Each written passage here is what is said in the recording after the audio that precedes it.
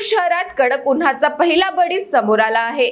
बस स्थानकाच्या मागील गहू तलाव परिसरातील टेकडी जवळ एका अज्ञात मानसिकरित्या अस्थिर व्यक्तीचा मृतदेह आढळून आल्याने खळबळ उडाली।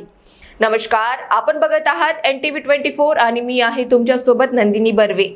प्राथमिक माहितीनुसार उष्माघातामुळे या व्यक्तीचा मृत्यू झाल्याचा अंदाज व्यक्त केला जात आहे। घटनेची माहिती मिळताच रामटेक पोलिसांनी घटनास्थळी धाव घेत मृतदेह ताब्यात घेतला। मात्र या प्रकरणात प्रशासनाची गंभीर उदासीनता देखील समोर आली आहे। रामटेक उपजिल्हा रुग्णालयातील शवविच्छेदन केंद्राचा फ्रीजर बंद असल्यामुळे मृतदेह नागपूरच्या मेयो रुग्णालयात हलवला गेला आहे। वाईल्ड चॅलेंजर ऑर्गनायझेशन रुग्णवाहिकेद्वारे मृतदेह नागपूरला पाठवण्यात आला असून या घटनेमुळे नागरिकांमध्ये संतापाचे वातावरण आहे। वाढत्या तापमानामुळे नागरिकांनी काळजी घेण्याचे आवाहन प्रशासनाकडून केले जात आहे। NTV 24 करिता नागपूर रामटेक वरून पंकज चौधरी यांची रिपोर्ट।